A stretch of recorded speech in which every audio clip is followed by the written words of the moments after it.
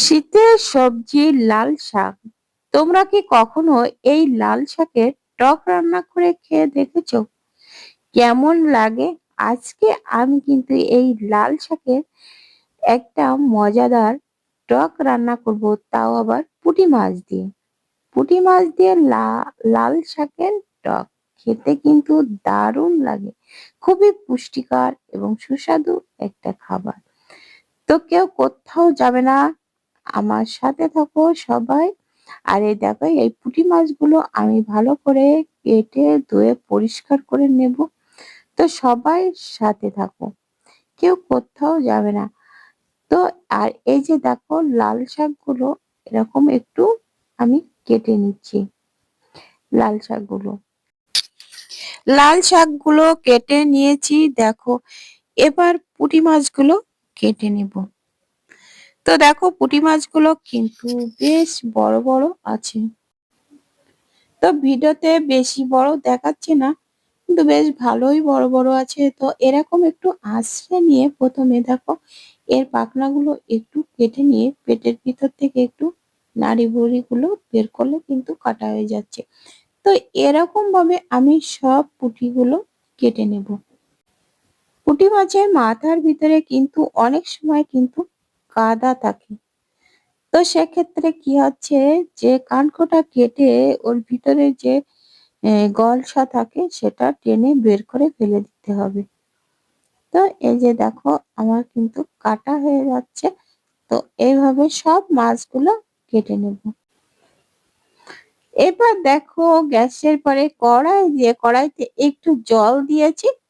জলের ভিতরে দিয়ে দিলাম একটু হলুদ দিয়ে। এবার দেখো, খুন্তি দিয়ে একটু নাড়াচাড়া করে আমি এর ভিতরে দিয়ে দেব। যখন গরম হয়ে যাচ্ছে, ফুটছে যখন জলটা, তখন ওর ভিতরে এই যে কেটে রাখা লাল শাকটা দিয়ে দিয়েছি। দেখো, লাল শাকে প্রচুর পুষ্টিগুণ রয়েছে। লাল শাকের গুণাবলী আগে তো দিয়েছি, তো এখন গুণাবলী বললে তো অনেকটা বড় হয়ে যাবে ভিডিও। তো দেখো, এখানে বলছি যে শাক কুটলে কিন্তু বড় বড় করে কাটতে হবে, তা না হলে কিন্তু পুষ্টিগুণ বের হয়ে যায়। আর এই যে দেখো, নিয়েছি একটু তেঁতুলটা একটু জল দিয়ে গুলে নিচ্ছি। তো যে কথা বলছিলাম, যে শাক কিন্তু বড় করে কাটতে হবে আর বেশি জাল দেওয়া যাবে না। খেয়াল রাখতে হবে যে শাক, সেই শাকের কালার থাকতে থাকতে কিন্তু নামিয়ে নিতে হবে। এই যে দেখো, আমার শাকটা কিন্তু সেদ্ধ হয়ে গেছে।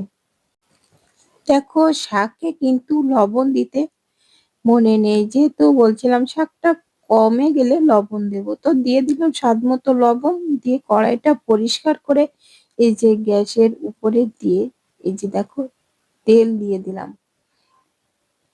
তো 2 চামচ মতো তেল হবে, সেই তেলটা দিয়ে দিলাম। দিয়ে এবার পুঁটি মাছগুলো ভেজে নেব। তাই তেলটা একটু ভালো করে তাতিয়ে নিলাম। নিয়ে সেই তেলের ভিতরে পুঁটিগুলো দিয়ে একটু নাড়াচাড়া করে ভেজে নেব। খুব বেশি ভাজবো না। অনেকে কিন্তু এই পুঁটি মাছগুলো কিন্তু মানে না ভেজে রান্না করে। তো আমাদের সেটা ভালো লাগে না, তো এই জন্য আমরা একটু ভেজে নিচ্ছি। পুঁটি মাছগুলো দেখো, নেড়ে চেড়ে উল্টো পাল্টা করে ভেজে আমি তুলে নিলাম। খুব বেশি ভাজিনি, অল্প ভেজে নিয়েছি। আর এবার ওই তেলের ভিতরে দিয়ে দিলাম সরিষা। এই যে দেখো, সরিষাগুলো যখন ভাজা হয়ে যাচ্ছে, তখন এই যে দেখো, তেঁতুলের কাঠ বের করে রেখেছিলাম, তো সেটাই তেলের ভিতরে দিয়ে দিলাম। দিয়ে এই যে সেদ্ধ করা লাল শাকগুলো দিয়ে দিলাম। দিয়ে এই যে এইভাবে একটু নেড়ে চেড়ে নেব। এবার দেখো, একটু দিয়ে দিলাম 1 চামচ চিনি। তো তোমরা কিন্তু এটা স্কিপ করতে পারো। তো তারপরে দেখো, ভেজে রাখা পুঁটিগুলো দিয়ে দিলাম। দিয়ে এভাবে একটু দেখো, মাছগুলো আলতো হাতে একটু নেড়ে চেড়ে, এই যে এই সাথে এইভাবে শাকের সাথে একটু এভাবে দিতে হবে। তা না হলে কিন্তু মাছগুলো ভেঙে যাবে। তো আলতো হাতে এই কাজটা করতে হবে। তো দেখো দিয়ে দিলাম, দিয়ে এই যে দেখো ফুটছে।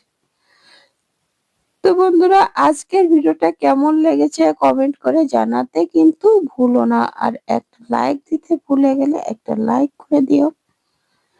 আর নতুন বন্ধুরা আমার চ্যানেলটা সাবস্ক্রাইব করে পাশে থেকো, তাহলে পরবর্তী ভিডিও আপলোড হলে নোটিফিকেশন পেয়ে যাবে। তো দেখো এবার কিন্তু শাকটা আমি এই যে দেখো নামিয়ে নিচ্ছি। দেখো দেখতে কত সুন্দর হয়েছে আর খেতেও কিন্তু দারুণ হবে। তো এই রান্নাটা বাচ্চা থেকে বড় সবাই কিন্তু পছন্দ করে। তো তোমরা যারা এইভাবে পুঁটি মাছ দিয়ে লাল শাকের টক রান্না করে খাওনি, একবার খেয়ে দেখো, এর স্বাদ কিন্তু মুখে লেগে থাকবে। তো বন্ধুরা আজ এ পর্যন্ত, দেখা হবে পরবর্তী ভিডিওতে। ততক্ষণে তোমরা ভালো থেকো, সুস্থ থেকো। নমস্কার বন্ধুরা।